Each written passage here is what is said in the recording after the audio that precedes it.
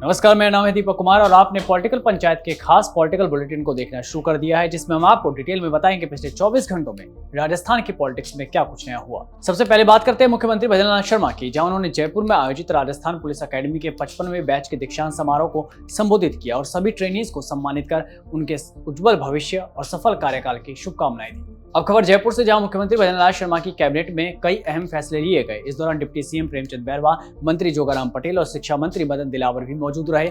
Cabinet में सरकारी medical college के एनआरआई कोटे की सीट की फीस 31 लाख से घटाकर 29,93,000 रुपए कर दी गई। इसके साथ ही कर्मचारियों की मृत्यु पर माता पिता को मिलने वाली पेंशन को भी 20% तक सरकार ने बढ़ा दिया है। इस दौरान डिप्टी सीएम प्रेमचंद बैरवा ने जयपुर में महाराणा प्रताप स्पोर्ट्स यूनिवर्सिटी बनाने की जानकारी देते हुए बताया कि ये यूनिवर्सिटी देश की पहली ऐसी यूनिवर्सिटी होगी जहां खेल, विज्ञान, स्पोर्ट्स, टेक्नोलॉजी और परफॉर्मेंस को बढ़ावा देगी।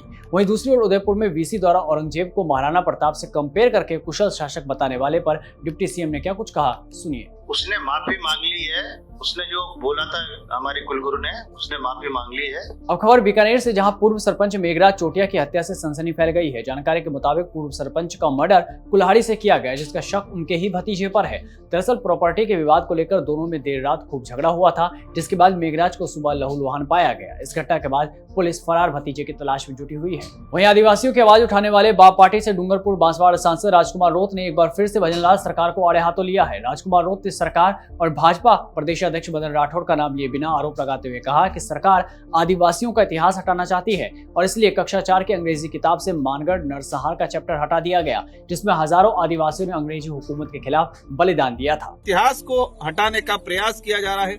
मैं एक ही चीज कहना चाहूंगा कि आप पन्नों से हटा सकते हो, कागजों से हटा सकते हो, लेकिन आदिवासी समाज, दलित पिछड़ों के समाज और इस देश के आजाद कराने में महत्वपूर्ण भूमिका निभाने वाले प्रत्येक समाज के वर्ग के उनके दिलों में बसा हुआ इतिहास को आप नहीं हटा सकते। वहीं से पहले मदन राठौड़ ने राजकुमार रोत को जवाब देते हुए कहा था कि वो भ्रम फैला रहे हैं और वातावरण को दूषित करने का काम कर रहे हैं। इसके साथ ही मीडिया से बात करते हुए राठौड़ ने सबूत पेश करते हुए जवाब दिया कि चौथी क्लास से हटाकर इसको 5वीं क्लास में शामिल किया गया है। मैं लेकर के आया हूँ कि वो चौथी क्लास के बच्चे की जगह 5वीं क्लास के बच्चे को पढ़ा रहे हैं। चौथी क्लास के बच्चा कितना समझ रखता है, कितना पढ़ पाता है, कितना गौरव कर सकता है, तो 5वीं क्लास का उससे और अच्छा कर सकेगा, उसमें लिया है। एक काली भाई का हमने 7वीं क्लास में लिया है। तो पाठ्यक्रम तो उसी बच्चे को पढ़ाया जा रहा है और आज अच्छे तरीके से पढ़ाया जा रहा है, लेकिन कुछ लोग हैं भ्रम पैदा करने की कोशिश कर रहे हैं कि वो हटा दिया, जबकि हटाया नहीं है। मेरे पास में है, वो सब मैं लेकर के आया हूँ और ये देखिए, ये पाठ्यक्रम के अंदर सम्मिलित है। अब खबर जैसलमेर के पोखरण जिले से, जहां पोखरण विधायक महंत प्रतापपुरी अंजनी माता मंदिर में हनुमान जी के दर्शन के लिए पहुंचे। इस दौरान वो महारथी मारुति सेवा सदन आश्रम में संतों से बात करते हुए नजर आए। तभी उनके पास बैठा वानर उनके कंधे पर जा बैठा, जिसके बाद वहां मौजूद लोग अपना मोबाइल निकालकर इस नजारे को कैद करते हुए नजर आए। अब बात करते हैं झालावाड़ हादसे के पीड़ित बच्चों की न्याय की मांग कर रहे नरेश मीणा की, जहां पर उन्होंने अन्न और पानी का त्याग करते हुए शहीद स्मारक पर धरना दिया। इस दौरान पुलिस उनको धरना स्थल से उठाकर कर ले गई और जयपुर के एसएमएस अस्पताल में मीणा को भर्ती किया गया, जहां पर उनका इलाज चल रहा है। उस दौरान नरेश मीणा का एक भावुक कर देने वाला वीडियो भी सामने आया, जहां वो फूट फूट कर रोते हुए नजर आए। उनको चाहने वाले हो या ना हो, जिस किसी ने भी उनको ऐसे रोते बिलखते देखा, वो भी एक पल के लिए सहम सा गया होगा। इस बीच प्रताप सिंह खाचरियावास भी अपने आप को नहीं रोक पाए और उन्होंने नरेश के सिर को चूमते हुए उनको शांत करवाया और बाद में आग्रह करके पानी भी पिलाया। इस दौरान खाचरियावास ने जमकर मुख्यमंत्री भजनलाल शर्मा और शिक्षा मंत्री मदन दिलावर को शहीद स्मारक पर जाकर खूब घेरा। उन्होंने आरोप लगाते हुए कहा कि झालावाड़ में स्कूल की छत गिरने का हाथ इन दोनों का ही था। शिक्षा मंत्री मदन दिलावर कहते हैं कि उन बच्चों ने छत गिराई, छत बच्चों ने नहीं गिराई। छत तो राजस्थान के मुख्यमंत्री और शिक्षा मंत्री ने गिराई। उसके नीचे 7 बच्चों की दबकर डेथ हो गई। उसके बाद 50 लाख रुपए मुआवजा देना आपकी जिम्मेदारी है। साथ ही उन्होंने मुख्यमंत्री भजनलाल शर्मा को लेकर क्या कुछ कहा, सुनिए। मुख्यमंत्री जी, आपके हेलीकॉप्टर का पेट्रोल का खर्चा महीने का 50 करोड़ से ज्यादा आ रहा है। 3.5 करोड़ रुपए बच्चों को दे दोगे तो क्या हो जाएगा। वहीं दूसरी ओर नागौर सांसद हनुमान बेनीवाल नरेश मीणा से मिलने अस्पताल पहुंचे, जहां उन्होंने नरेश से उनकी तबीयत का जायजा लिया और भरोसा दिलाया कि हर कदम पर न्याय की लड़ाई में हनुमान बेनीवाल नरेश मीणा के साथ खड़े मिलेंगे। नरेश मीणा सबसे पहले नरेश को ही कहा कि आप एक बार इसको समाप्त करें। राष्ट्रीय लोकतांत्रिक पार्टी और राजस्थान का जवान इस आंदोलन में उन बच्चों को न्याय दिलाने के आप लोगों के साथ पहले दिन आवश्यकता पड़ी तो इस आंदोलन को और बड़े रूप में राजस्थान करेंगे। और हम मिलके करेंगे, इसमें कोई दो राय नहीं। पहले भी मैं इनके साथ। इसके अलावा आपको बता दें कि प्रताप सिंह खाचरियावास ने कृषि मंत्री केरोलाल मीणा से भी नरेश मीणा का साथ देने और धरना स्थल पर पहुंचने के लिए कई बार कहा था। इस पर आपको क्या लगता है? मंत्री केरोलाल मीणा क्या नरेश मीणा के पक्ष में आएंगे या फिर मुख्यमंत्री भजनलाल शर्मा के खिलाफ नहीं जाएंगे?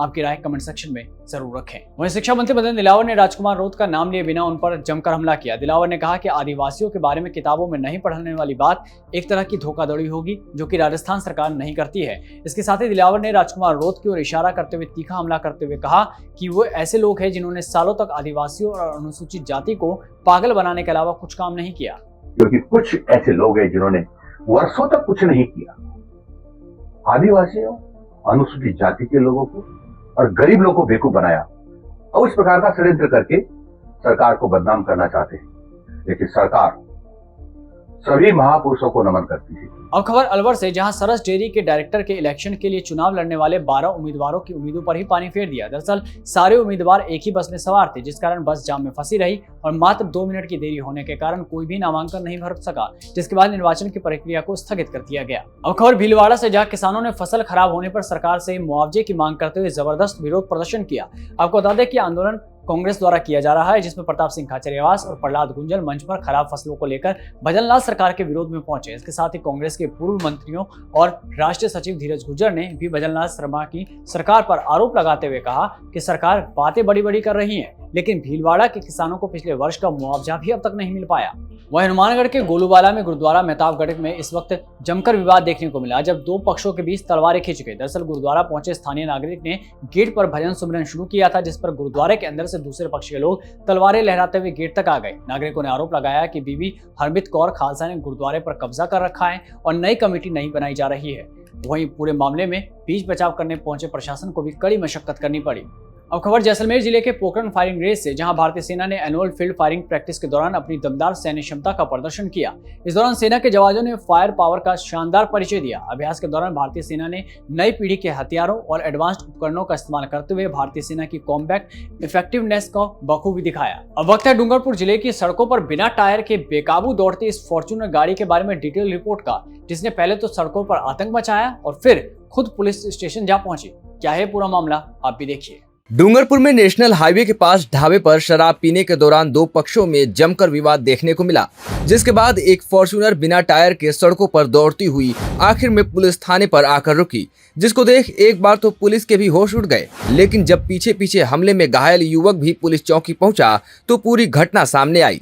दरअसल डूंगरपुर जिले के सदर थाना क्षेत्र में नेशनल हाईवे के पास एक ढाबे पर शराब पीने के दौरान 2 पक्षों में विवाद हो गया, जिसमें एक पक्ष ने दूसरे पक्ष के युवक पर लठ से हमला कर वहां से कार लेकर फरार हो गए, जिसके बाद वो तीनों कार लेकर डूंगरपुर सदर थाने पहुंच गए। लेकिन थाने पहुंचने से पहले रास्ते में फॉर्च्यूनर कार का टायर निकलने के बावजूद ड्राइवर डिश पर ही गाड़ी को दौड़ाता रहा, जिससे चिंगारियां निकलती रही। वहीं दूसरे गुट के लोग गाड़ियों से उसका पीछा करते हुए थाने पहुंच गए, जहां हमले में घायल विजयपाल मीणा ने बताया कि वह अपने दोस्त के साथ खाना खाने ढाबे पर गया था। इस दौरान एक गुजरात नंबर की कार में 3 युवक आए जो शराब के नशे में थे, जिसके बाद तीनों उससे झगड़ा करते हुए गाली गलौज करने लगे।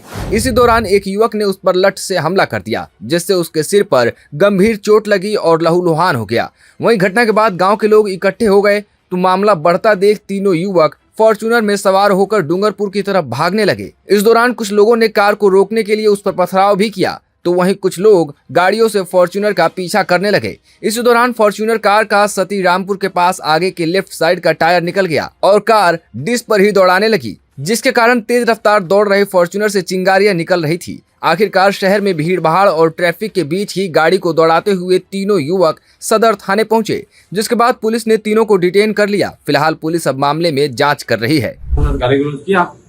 इन्होंने हमको मारा। कितने लोग थे? ये 3 लोग थे सर।